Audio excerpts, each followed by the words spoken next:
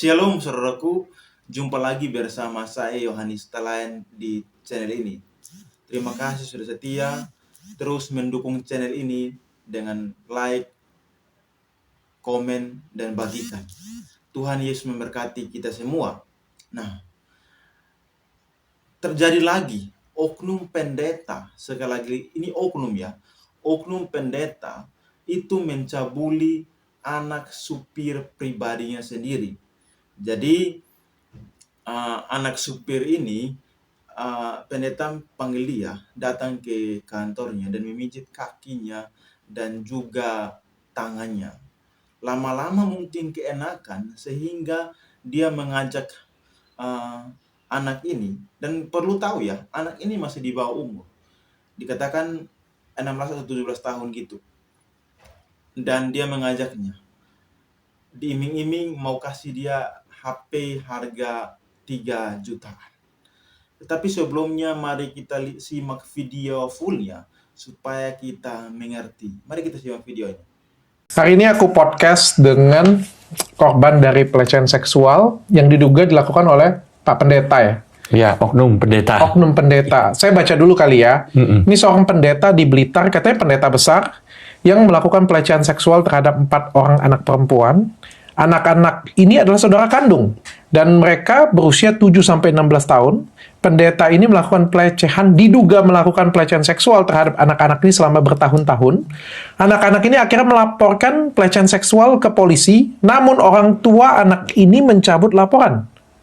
Karena takut kepada pendeta karena mendapatkan ancaman. Dan hari ini narasumber saya, korbannya langsung, adiknya, umur berapa? Ada yang umur... Enggak, Kamunya umur berapa? 16 tahun. 16 tahun, oke. Aku panggilnya apa nih ya? Mawar. Semua panggil Mawar. Bapaknya? Melati. Oh, bukan. Agus Ibrahim. Bapaknya atau siapanya? Oh, saya orang yang membongkar kasus ini. Oke, yang bantu untuk membongkar kasus Iya, ini. saya yang membongkar. Oke, ini saya ada baca laporan polisi, ada pengakuan, ada perjanjian damai, dan ada kronologi. Saya pengen tanya dulu, Tan Kian Do itu siapa? Ayahnya. Kejadiannya di Blitar. Boleh cerita nggak kejadiannya bagaimana sih? Siapa yang pengen cerita? Tapi sebelum kita mulai ya, karena kamu di bawah umur, kalau ada yang kamu nggak berkenan sampaikan, nanti boleh sampaikan ke saya. Jangan, nggak usah dipaksakan, semampu kamu saja. Karena tujuannya pengen, tadi kan kalau sebelum kita ngobrol di sini, tujuannya pengen membongkar ini, pengen yang apa ya, pelakunya juga mendapatkan ganjaran. Ya. Tapi aku juga nggak pengen ini menjadi trauma yang mendalam. Jadi kalau misalnya ada yang nggak enak, nggak nyaman, senyamannya kamu aja. Boleh ngomong dengan saya. Oke? Siapa yang pengen cerita? Terserah. Mau pertanyaannya apa nanti biar. Oke, silakan. Mawar, mungkin cerita pertamanya kayak gimana? Awal masuk gereja ya, itu aku itu dipanggil buat mijat. Biasanya kan kita disuruh pijat kaki, terus nanti dikasih uang gitu kan, 10.000. Kamu pendeta? Iya. Dia tuh... Kamu tuh sebagai apa sih? Umat atau sebagai apa? Enggak gini. Supaya gambarannya, ayahnya kan driver. Oke. Dengan adiknya, jadi 4 orang kan. Bersaudara 4 sama ayahnya, itu diberi satu ruangan untuk tempat tinggal mereka di belakang gereja. Oke. Pendetanya ada kantor, ada ruang kerjanya di dekat situ. Oke. Oh, tapi ini gerejanya punya si pendeta ini? Iya, betul. Oke. Jadi, tapi rumah pendeta bukan di situ, rumahnya di tempat lain. Oke, tapi gereja itu punya pendeta tersebut. Dan pendeta tersebut, kepala pendetanya. Iya. Dia artinya gembala sidangnya di Gembala situ. sidangnya. Oke, dan dia punya, supirnya adalah bapaknya. Dan Iya. anak-anaknya juga difasilitasi tinggal di sana semuanya. Sekolahnya pun ya support gereja. Di support gereja. Baik dong berarti bapak pendetanya. Ya baiklah. Itu nama pendetanya. Nah, kapan itu kejadian pertama kali? Waktu aku kelas 7 semester 2. Kelas 7 semester 2. Berapa tahun yang lalu itu berarti? 2 tahun yang lalu. 2 tahun yang lalu. Oke. Kelas 1 SMP. Satu SMP? Iya. Oke. Dia sering datang minta kamu pijit? Iya, dia biasanya telepon aku Ah. ke kantornya, Mm-mm. minta dipijitin gitu, Oke. Pijitin apa? kaki sama tangan. Oke, pertanyaanku, papa tahu nggak? Papa tahu kalau aku mijitin dia. Oke, dan papa biarin aja. Ya, papa kan nggak ada mikiran aneh-aneh. Jadi dia pikirnya ya udah itu kan dianggap anak sama ayah. Mm-mm. Jadi juga mereka juga biarin aja gitu, senang-senang juga. Anak-anak juga kayak kelihatannya baik-baik aja. Jadi dia nggak ada curiga sama sekali. Oke, dan kamu pijit apa? Bagian kaki, paha, Mm-mm. bagian telapak kaki, sama tangan. Oke, terus? Terus udah itu aja. Iya, ceritanya dari pijit itu ada sesuatu hal yang lain atau bagaimana mungkin? Kaget pas itu aku sendirian dipanggil buat mijet. 30 menit kemudian tuh dia tiba-tiba buka omongan. Dia tuh nawarin, karena di situ posisi aku nggak ada HP dan aku butuh banget buat sekolah. Teman-teman aku udah punya, aku nggak punya. Aku kan udah pernah bilang aku lagi nabung buat beli HP nih gitu kan. Terus nanti mau minta papa buat tambahin gitu, nggak banyak lah. Terus tiba-tiba dia ngomong gini, kamu mau nggak HP aku beliin 3 juta, tapi alat kelaminnya dia tuh dimasukin ke alat kelamin aku gitu. Terus aku jawab, enggak ngapain, mending beli sendiri gitu kan, nggak jelas kayak Dia gitu. ngomongnya kayak gimana? Dia ngomongnya gitu, terang-terangan langsung kayak ininya aku dimasukin ke kamu gitu. Oke. Tapi ku potong ya, itu kan masa awal langsung begitu, enggak kok? Iya, awalnya langsung Oh, gitu. langsung? Iya, Malah saya nggak tahu. Oke, awalnya langsung seperti itu. Dan kamu nolak? aku nolak. Oke, terus dia bilang apa? Dia bilang alasannya bagus gitu, berarti nggak murahan gitu dia bilang. Mm-mm. Terus sampai di sana? Sampai di sana udah percakapan itu berhenti, aku juga udah nggak dengerin dia ngomong apa-apa lagi. Aku lanjut mijet, terus habis itu aku keluar gitu. Nggak berserang beberapa hari dari itu, terus dia tiba-tiba mulai jahil. Aku juga nggak tahu, nggak berani bilang juga. Jahilnya apa jahilnya? Awal-awal dia cuma rangkul-rangkul doang sih, kayak ya itu wajar ya, mungkin kalau papa anak, aku juga nggak ada niatan lain mikir yang aneh-aneh keluar. Jadi ya udahlah rangkul. Papi juga, papa aku kandung juga sering rangkul aku, jadi ya udahlah nggak apa-apa. Tapi makin lama makin kesini kok dia berani kayak megang bagian-bagian sensitif aku gitu. Memang nggak sengaja atau memang sengaja pegang? Aku nggak tahu ya, soalnya itu aku ingatnya kejadiannya awal mula mungkin pas di kolam renang. Aku itu sering diajak kolam renang itu sama adik-adik. Biasanya kan kita per minggu 2 kali ke kolam renang buat refreshing lah ya istilahnya, biar ototnya nggak terlalu kenceng atau apa gitu. Renang 10 putaran. Awal-awal aku nggak bisa renang, soalnya kan masih baru-baru juga belajar renang. Tiba-tiba tuh pas dia muter, ada bundaran itu buat apa ya namanya, tanjakan kaki kita gitu, supaya nggak merosot ke dalam. Nah itu dia di situ. Aku pas muter itu dia tiba-tiba nyelam, nangkep aku, dipeluk aku tiba-tiba. Terus ditenggelamin, aku ditenggelamin di injek gitu kan, diinjek sama kakinya, dia ditenggelamin ke dalam. Terus dia raba-raba ini aku, mulai raba-raba payudara aku gitu. Oke, dan tindakan kamu? Ngelawan, aku sampai menangis di kolam renang dan itu posisinya ada orang. Tapi nggak bisa, dia tetap kayak ketawa-ketawa, kayak apa sih berisik gitu kan, jangan teriak-teriak, dilihat orang nggak enak gitu kan. Setelah dari situ kamu ada ngadu nggak? Nggak ada. Oke, aku pengen tanya, kenapa kamu nggak ngadu? Kan itu kan sesuatu hal yang sensitif untuk kamu. Tadi kamu juga bilang kamu nangis, berarti kamu juga sedih. Kenapa kamu nggak cerita? Karena aku takut, soalnya di situ aku posisi kan dibantu sama gereja. Kalau aku bilang, papa itu orangnya emosian, pasti nanti mereka jadi berantem, takutnya ke situ.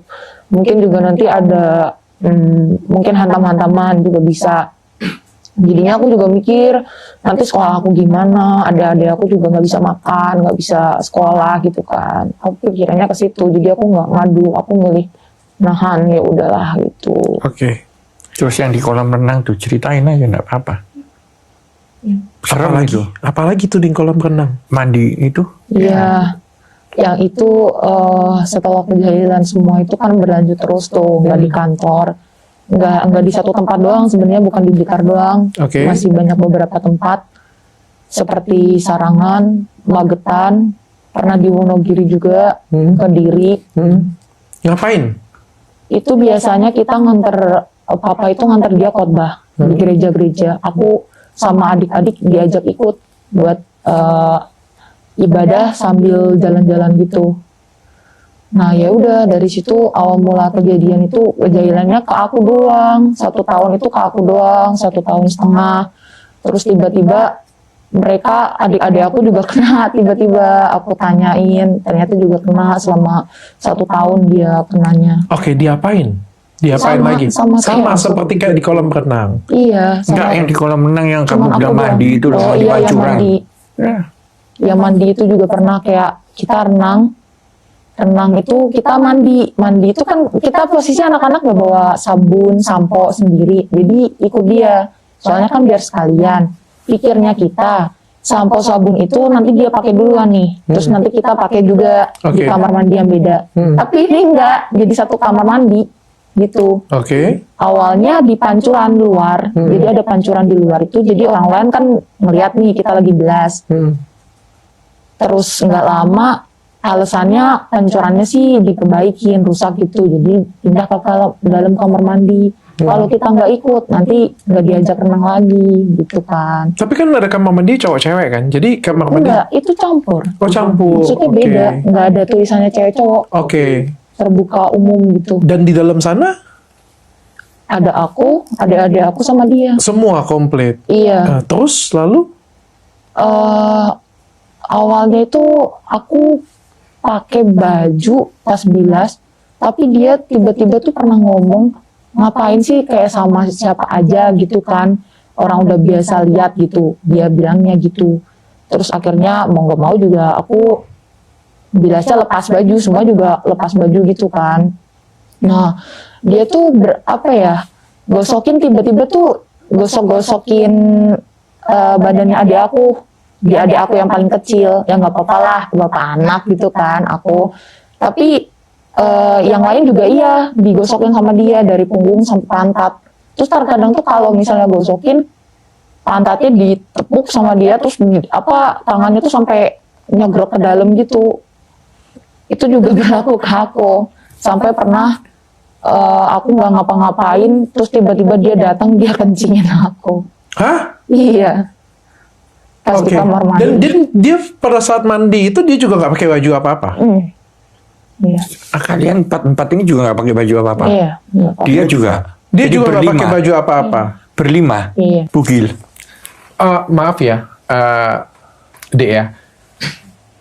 Ini kejadiannya di hari yang sama atau di hari yang berbeda? Di hari-hari yang berbeda. Di hari yang berbeda. Kan di hari yang pertama, kakak tanya ya, kan di hari yang pertama kan kamu sudah nggak nyaman dipegang atau sedih lah ya. Tapi kok masih mau berenang lagi dengan beliau? Awalnya aku nolak, Kak. Kayak aku udah cari alasan ikut ekskul beberapa yang nabrak sama hari renang itu. Cuman makin hari makin itu aku juga kan takut ke adik-adik aku nanti ini kena. Ternyata ya beneran kena. Jadi nggak mau aku harus ikut renangnya dia juga. Aku juga kan takut diancam-ancam sama dia juga. Ada beberapa ancaman yang memang jadi aku ya udahlah terpaksa ikut. Ancam apa?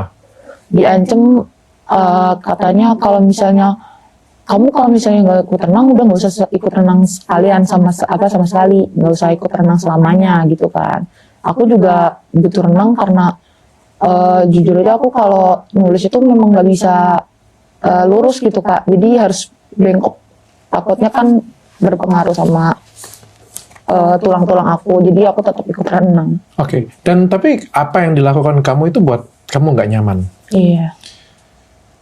Tapi kamu pernah ngadu dengan siapa? Dengan papa? Nggak pernah selama ini. Dengan orang lain? Dengan teman kamu? Nggak pernah. lanjut apa lagi? Pernah langsung, kan itu modus ya kalau saya ngomong ya, modus pelecehan seksual, meraba, mandiin. Lebih dari sana, dia masih mencoba, mohon maaf, ngajakin kayak gitu punya berhubungan dengan dia atau apa? Seingat aku cuman di situ doang kalau yang dia ngajakin pas awal-awal aku. Pijet ya? Iya, pijet.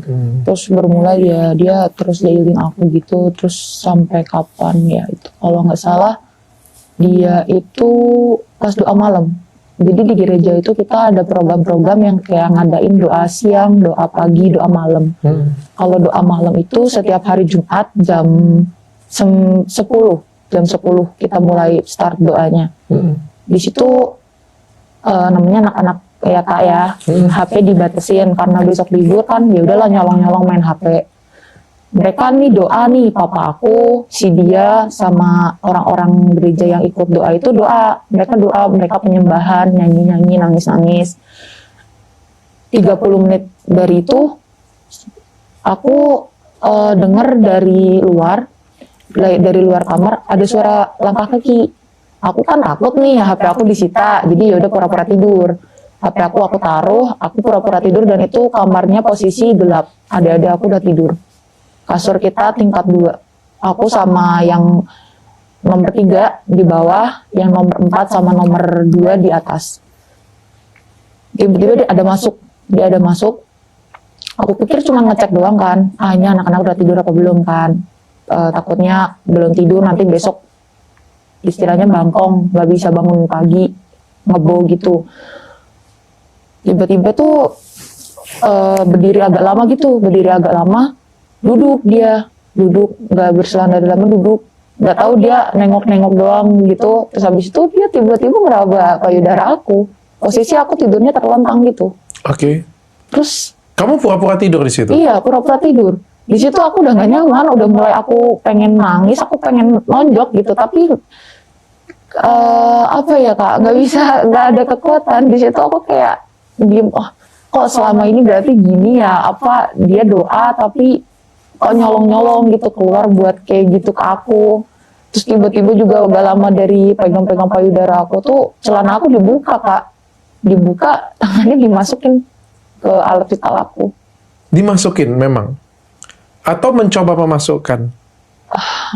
Udah ngomongnya gimana ya, kayak digosok gitu loh kak. Dia gosokin tangannya ke alat vital aku. Oke, dan kamu ngapain itu? Aku posisi pura-pura tidur. Masih pura-pura tidur? Iya, dengan keadaan terlentang. Aku mau coba, aku udah gak nyaman, kayak mau aku pukul, cuman gak ada kekuatan. Kenapa kamu nggak bangun atau paling nggak kamu mergokin? Aku udah mau coba kayak pindah posisi lah ya, supaya dia mungkin, ini anaknya belum mau bangun, apa gimana kan. Tapi nggak lama dari itu juga dia pergi sendiri gitu, dia keluar dari kamar. Jadi aku sebelum mau pindah posisi itu dia udah keluar. Dan reaksi kamu tetap pura-pura tidur? Iya, nangis. Karena kamu takut? Tidak cerita lagi? Nggak cerita lagi? Oke. Ini sebelum kita lanjut ya, ini kronologis dibuat oleh Pak Pendeta. Pendeta tersebut yang buatnya. Oke, berarti beliau sudah mengakui juga? Iya, dia mengakui. Sempat ada sidang ilahi juga dan Kamu hadir? aku hadir cuman tapi di bagian akhirnya. Sudah di sidang gereja juga? Gerejanya masih berdiri? Masih. Beliau masih kepala pendetanya? Ya terus ngapain di sidang? Terus ini surat kesepakatan perdamaian, ini yang nomor satunya ini pendetanya. Pihak keduanya adalah papa kamu. Iya. Dia mengajak damai dengan pihak pertama, mohon maaf. Berarti Pak Pendeta ya, mohon maaf dengan sangat atas kesalahan dan kehilafan yang dilakukan oleh pihak kedua. Yang dilakukan terhadap pihak kedua, mohon maaf. Dan berjanji tidak akan mengulangi kesalahan. Dan berharap perkara ini tidak berlanjut. Bahwa pihak pertama bertanggung jawab atas biaya yang timbul atas pencabutan. Pihak pertama bersedia membayar biaya sekolah anak dari pihak kedua. Tapi ini tidak ditandatangani oleh papa. Cuma ditandatangani oleh pendeta. Ada. Ada. Nggak ada. Oh, ada. Ada. Iya. Berarti sudah di perdamaian dong. Sudah terjadi perdamaian. Iya. Oh, sudah dicabut. Iya. Ini laporan polisinya dan sudah dicabut. Pertanyaan saya, terus kenapa datang ke podcast kalau Ini. sudah berdamai? Begini. Waktu itu papanya hanya mengetahui satu saja yang dicabuli. Nah, setelah dicabut ini kan dicabutnya kan di Polres Blitar. Papanya menanyain anak-anaknya, akhirnya ternyata bukan cuma dia, korbannya semua begitu. Jadi 4-4 kena. Ada nanti yang nomor 2 pernah melakukan pencobaan bunuh diri segala macam. Ada ceritanya. Nah, setelah papanya tahu, papanya mau minta tolong karena papanya kan nggak punya kekuatan.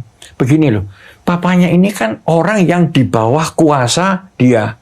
Ya kan, kalau papanya melawan, nanti kalau dipecat, terus bagaimana?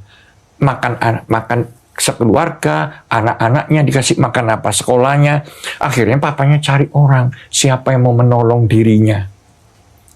Papa sekarang masih kerja di gereja tersebut? Oh, enggak, sudah saya ungsikan ke sini. Sudah diungsikan? Iya. Oke. Jadi waktu itu bapaknya cari siapa, nggak ada yang mau.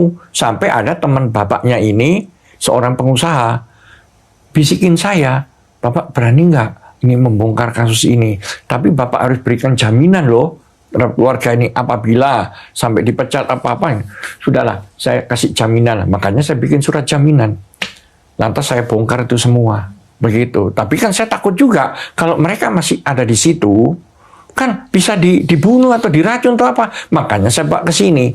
Nah, sekarang pertanyaannya, kan sudah damai. Begitu kan? Kenapa papanya mau damai?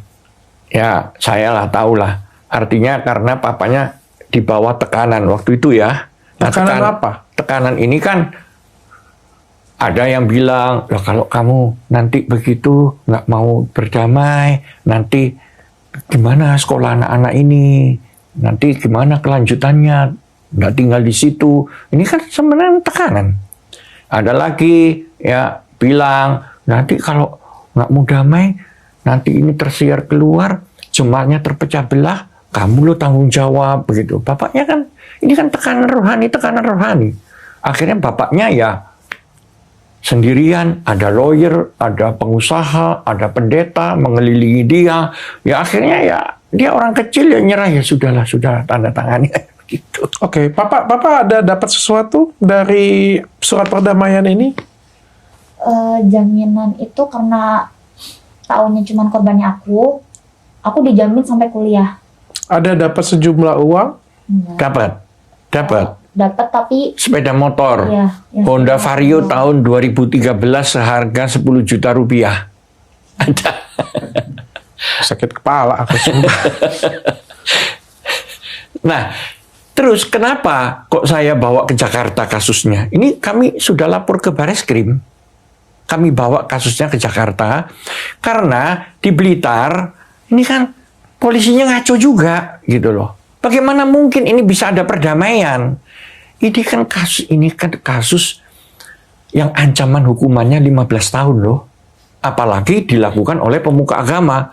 Akan ditambah sepertiga, jadi ancaman hukumannya 20 tahun. Plus denda 5 miliar. Bagaimana mungkin ancaman hukuman sebegitu beratnya kok bisa terjadi restoratif justice, begitu loh, perdamaian? Nggak bisa. Kalau menurut undang-undang yang bisa berdamai itu kalau ancaman hukumannya ringan, di bawah 3 tahun bisa. Umpama saya menampar dia atau saya mencuri BH di mall, begitu kan? Itu bisa. Ancaman hukumannya kan di bawah 3 tahun. Nah, tapi ini hukumannya belasan tahun, bahkan bisa 20 tahun. Bagaimana mungkin bisa damai? Walaupun damai, ini kan bukan delik aduan, walaupun bapaknya mengadu. Ini delik biasa. Artinya apa? Harus lanjut. Oke. Walaupun dicabut pun nggak bisa, begitu. Oke, saya sepakat mungkin ya. Saya nggak begitu paham hukum untuk bagian ini, tapi saya sepakat sih bahwa sebenarnya ini adalah suatu kejahatan, apalagi kan pelecehan seksual untuk anak-anak. Tapi di sini juga harus ada yang saya kritisi juga. Ini kan ada laporan yang sudah masuk ya dari Papa ya. Begini dok, saya kan memahami psikologi orang kecil ya. dia hidup di bawah kuasa dari orang ini. Kalau dia berani menentang, dia menolak dicabut, lantas dia dipecat, anak-anaknya mau makan apa, kan dia mikir itu. Oke. Kayak ketakutan dia. Akhirnya ya udahlah begitu. Dan itu saya rasa bukan hanya papanya. Mungkin semua orang akan berlaku seperti itu kalau di bawah. Dan mungkin juga nggak ngerti hukum juga ya. Iya, mungkin ya. betul. Lalu kita balik lagi tadi, setelah itu ada lagi kejadian lagi yang lebih besar lagi? Banyak kali bilang kejadian besar tuh banyak banget. Masih banyak lagi. Banyak. Yang paling besar. Dia tuh pas di Sarangan ya, kalau nggak salah di Sarangan. Aku inget jelas itu kita nginep di sebuah villa. Jadi villanya itu deket sama hotel, nggak tahu tapi namanya hotel apa. Di sini villanya yang agak kecil, di sini yang agak besar. Awalnya kita harusnya yang agak besar di sini, cuman udah di booking orang duluan, jadi nggak bisa. Ya udah kita ngalah di sini yang sebelahnya. Posisi itu kita datang kalau nggak salah jam 3-an itu kita sampai di villa, bersih-bersih badan, nata-nata di villanya. Si orangnya itu juga minta pijat, aku yang pijetin, aku pijat. Kamu pijat lagi? Iya, aku yang pijetin. Ada aku juga di situ lagi mainan, lagi nonton TV. Tiba-tiba kan papa ngajak jalan keluar, kalau nggak salah itu cari makan mungkin ya. Aku ditinggal di tempat situ. Aku udah minta salah satu adik aku buat nemenin karena saking aku takutnya kan aku dia apa-apain. Minta adik aku yang ketiga, kamu sini bantuin aku mijet gitu kan. Dia bilangnya nggak mau gitu. Akhirnya ya udah aku sendirian lagi di situ. Dia tiba-tiba seperti biasa meluk aku nggak boleh keluar. Posisi kamarnya itu padahal kebuka sedikit, pintunya tuh kebuka sedikit, tapi dia tetap megangin aku, meluk aku, ngeraba-raba lagi. Tapi nggak sampai ke alat vital, cuma bagian sensitif aku aja. Oke. Dan reaksi kamu? Sama. Nolak, berontak. Iya, berontak. Sampai pernah aku cakar, aku gigit tangannya, aku tendang bagian alat vitalnya pun nggak ada itu, malah dia kayak anggap itu candaan. Oke. Ketawa-ketawa gitu. Di sini saya ada ngelihat ada bagian beberapa foto yang dilampirkan di kronologis. Ini foto foto pribadi ya mungkin ya, foto pribadi. Ini apa ya foto pribadi ini ya? Boleh nggak dibantu dijelaskan? Aku itu beberapa waktu sempat ngerasa insecure sama teman-teman karena body aku dibilang nggak normal gitu. Di usia aku yang segitu nggak normal. Jadi aku ada inisiatif mau workout buat ngecilin badan, buat diet. Nggak normal itu maksudnya apa sih? Gemuk atau kurus? Itu apa ya? Kalau orang-orang bilang itu aku mirip kayak ibu-ibu. Jadi badan aku semuk gitu. Oke. Makanya aku berusaha diet. Aku foto nih perjuangan aku udah sampai sini gitu kan. It's okay kalau kamu nggak usah dilanjutin. Mau dilanjutin atau nggak usah dilanjutin bagian ini? Nggak Tapi usah dilanjutin. Oke. intinya begini, anak-anak memang berfoto-foto ya. Dan kalau menurut saya kan ya itu hal yang wajar karena ya di TikTok kan banyak juga anak-anak seperti itu. Bisa jadi dia juga peniru lah ya dengan pakaian dalam berfoto-foto. Tapi jahatnya adalah bahwa si pendeta itu diam-diam mengambil itu tanpa sepengetahuan anak ini. Bagaimana dia bisa ngambil? Pinjam handphonenya. Ini kejadiannya gini. Aku di saat itu benar-benar udah frustasi. Udah benar-benar kayak udahlah mati aja gitu kan. Udah nggak ada. Mungkin kalau aku pun cerita juga percuma, nggak ada orang-orang yang percaya sama aku gitu. Aku mau mati, tapi aku juga mikir kalau aku mati sekarang, gimana nanti adik-adik aku gitu. Gimana nanti mereka bisa hidup tanpa adanya seorang kasih sayang dari kakak atau ibu gitu kan. Aku kan pengganti ibu mereka tuh. Nah di situ aku mikir udahlah kabur aja ke Kediri sama temen aku. Itu memang kita kenal dari game, cuman udah kenal lama 1 tahun yang lalu, cuman pernah lost contact. Akhirnya ketemu lagi, aku ceritain gini. Dia ada papanya, temennya, kenalannya polisi. Aku pikir dia bisa bantu. Dia juga udah bilang, udah kamu berangkat aja ke Kediri gitu kan. Memang pas itu ada cekcok juga sama orang tua, jadi aku takut buat pulang. Akhirnya aku mau inisiatif nginep di Kediri. Nah, aku cerita sama orang-orang yang di sana, papanya juga tahu. Katanya iya oke, besok mau dibantu gitu, mau dibantu ngejelasin ke papanya juga. Kalau maksudnya si temen aku itu nggak jahat gitu, mau nolong. Tapi papa kan khawatir gitu kan. Jadi nelpon aku terus-terusan. Akhirnya pada saat malam itu tuh aku dijemput sama anaknya yang pelaku ini di rumah temen aku depan pengadilan kalau nggak salah, dijemput di situ jam 7. Jadi aku nggak jadi nginep di rumah temen itu. Terus hari Minggu paginya aku diajak ibadah, aku ketemu sama orang itu, aku ketemu sama papa aku, diajak ibadah. Kita siang-siang selesai ibadah, aku diajak ngobrol sama papa, diajak ngobrol tentang urusan ini kenapa bisa lari gitu, ngapain gitu kan. Sebelum diajak ngobrol itu, aku mau keluar sama papa, tiba-tiba dia ngomong, HP kamu ini kuncinya berapa gitu. Padahal papa aku yang termasuk seposesif itu nggak pernah buka-bukain kayak sampai galeri aku, chat aku dibacain, terus bagian-bagian privasi aku diliatin gitu, nggak pernah. Kalau papa aku, dia tiba-tiba tuh maksa buka HP aku, nggak taunya ternyata dia ngambilin foto-foto itu. Kuncinya kamu kasih? Iya, kuncinya aku kasih Iya. karena terpaksa. PIN-nya kamu berikan ke dia. Iya, soalnya Oke. diancam kalau misalnya nggak dikasih nanti dipukul sama dia. Oke, dan dia ambil foto-foto kamu. Iya. Itu fotonya dalam keadaan kamu menggunakan pakaian atau tidak? Yang mana? Foto-foto yang diambil itu yang tadi. ada di handphone ada kamu? pakaiannya. Ada pakaian. Cuman dibuka ke samping aja gitu. Oke. Lebih terbuka saja ya, tapi masih menggunakan pakaian. Dan dia ambil tanpa sepengetahuan kamu. Iya, tanpa izin aku juga. Kamu taunya dari mana? Dia taunya kan gara-gara Iya, foto ini. di-share sama pendeta. Ini kan sama pendetanya untuk pembelaan diri dia, dia bagikan kepada para pengurus gereja semua, seolah-olah menggambarkan bahwa anak-anak ini anak nakal, ini bukti fotonya begitu. Oke. Baru dia tahu.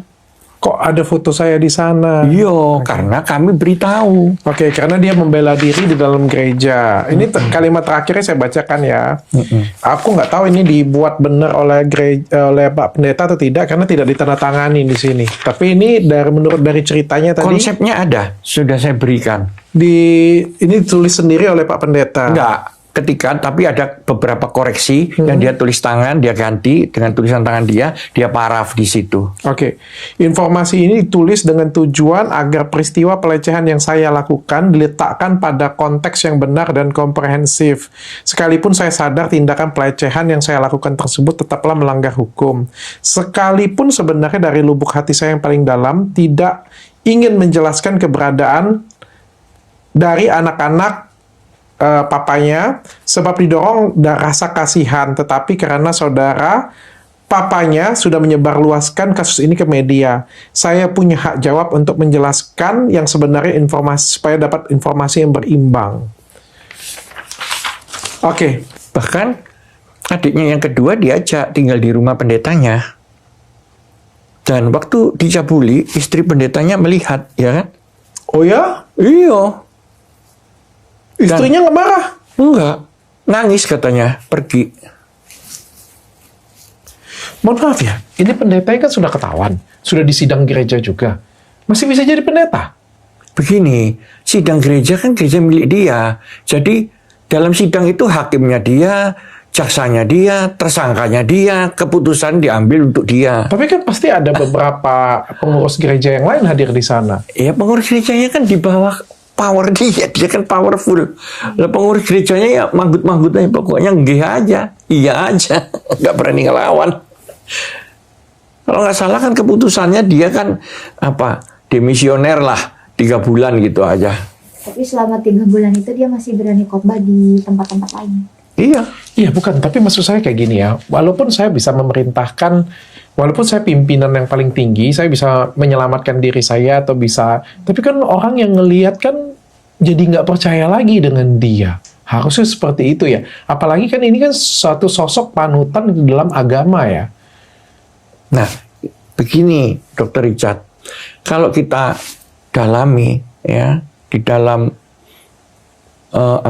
itu yang namanya religion itu ya, orang kalau sudah dicuci otaknya, dia akan mengkultuskan pendetanya, walaupun dicabuli sekalipun dianggap itu suci. Lah itu.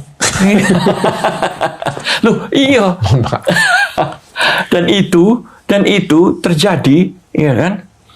Saat ini juga jemaat-jemaatnya banyak yang menyalahkan dia sebagai penjahatnya. Menggoda. Banyak jemaat yang menyalahkan kamu. Iya. Bahkan di sidang itu istrinya terang-terangan bilang, ya tubuhnya itu nggak normal. Pantas aja suami saya tergoda gitu. Nah, Saya malah dituduh sebagai Pak wanita penggoda dalam hal itu. bahkan bukan hanya jemaatnya, pendeta-pendeta lainnya pun itu membela. Bahkan saya ini udah dapat ancaman ya bolak-balik lah berulang kali. Oke, apa yang sekarang yang harapkan dari cerita ini? Dari di podcast ini terutama. Oh, yang aku harapin ya Mabes bisa turun tangan lah, ngambil tindakan yang lebih tegas lagi buat kasus ini. Ini sudah dilaporkan ulang? Udah tadi, Hari ini? iya. Hari ini sudah dilaporkan ulang ke Mabes, sudah diterima? Kalau itu saya kurang tahu. Sudah diterima, Pak? Sudah, jadi kan sebenarnya bukan tadi ya sudah dilaporkan ya, sudah dilaporkan beberapa waktu lalu, cuman kan progresnya kan lambat gitu loh. Oke, dari kapan dilaporkannya? Tanggalnya saya nggak hafal. Baru? Ya, enggak. Sekitar? Enggak. Ya, mungkin Hari Rabu dua- kalau nggak salah. 2 minggu lah. 2 minggu yang lalu dilaporkan. Sabar, Pak, saya punya Iya. laporan Iya. abang aja 2 tahun, Pak. Nah, iya memang. Mantan pengacara saya, Pak. Gak viral soalnya, Pak. Iya. Yang diharapin apa? Beliau dihukum. Iya. Kalau beliau datang lagi ke kamu dan mengajak damai lagi?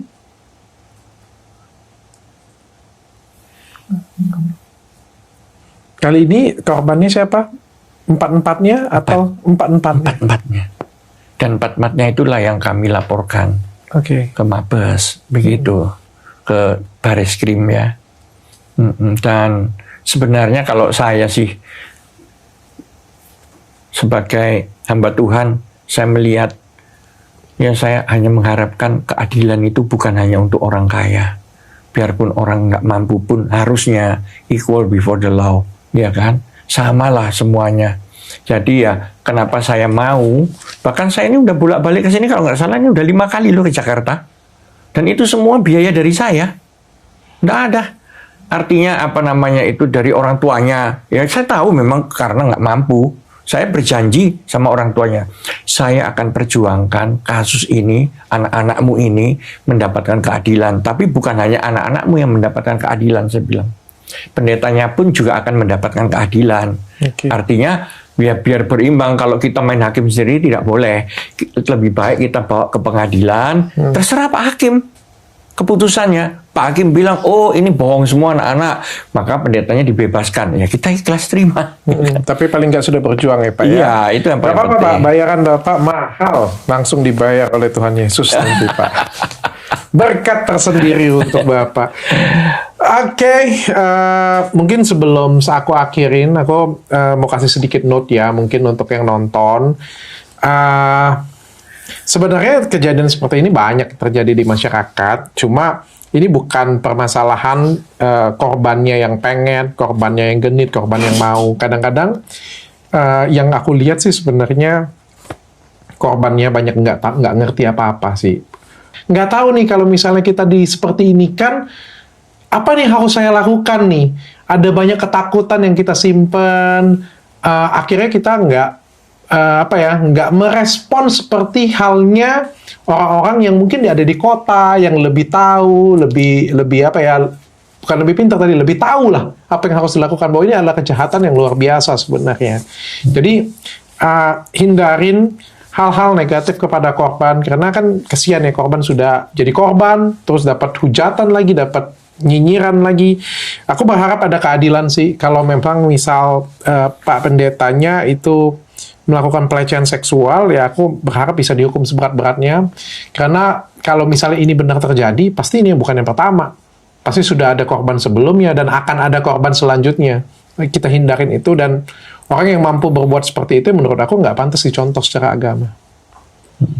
Terakhir, Dek, mau kasih pesan ke siapa?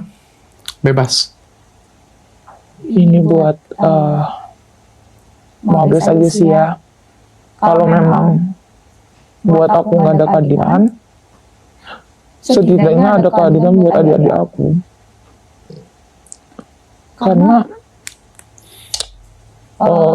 jujur aja aku beberapa hari itu sempat mikir, kok Tuhan, ya aku protes ke Tuhan, kenapa Tuhan jahat ngebiarin adik-adik aku juga kena. Kalau setidaknya kemarin aku rusak, ya rusak aja. Jangan adik-adik aku yang kena. Di situ aku merasa gagal, aku merasa jatuh, aku nyalahin Tuhan. Tapi orang-orang yang di sekitar aku juga kayak udah mulai support. Jadi aku berpesan aja sih, tunggu aku 5 tahun ke depan. Aku bakal berusaha yang terbaik buat orang-orang. Aku punya impian jadi pengacara. Semoga nanti impian aku terwujud dan aku bisa bantu orang-orang kayak Alfilim. Bisa bantu-bantu orang yang butuh keadilan dan tanpa meminta imbalan apapun. Amin. Demikian video yang tadi kita nonton, bahwa ada oknum pendeta yang melakukan hal-hal yang memalukan. Ini oknum ya, dan ini harus diproses secara hukum dan tangkap supaya diadili seadil-adilnya. Bila perlu masukkan penjara 10 tahun supaya dia tahu. Ini oknum pendeta ini berada di Jawa Timur. Dan ini pelajaran buat anak-anak gadis yang selalu kadang oknum pendeta atau orang-orang lain yang panggil untuk melakukan hal-hal yang mungkin mau pijitnya atau hal lain, dan juga waktu itu mungkin dia sendiri perlu dia menolak. Ini bukan hanya untuk pendeta, tetapi untuk siapapun yang meminta tolong untuk pijit, dan dia pada saat yang sama dia hanya sendirian, itu perlu nolak supaya jangan terjadi hal-hal yang tidak diinginkan. Tuhan Yesus memberkati kita semua. Semoga hal ini tidak terjadi lagi kepada anak-anak gadis yang lain. Tuhan memberkati. Thank you for the happiest year of my life.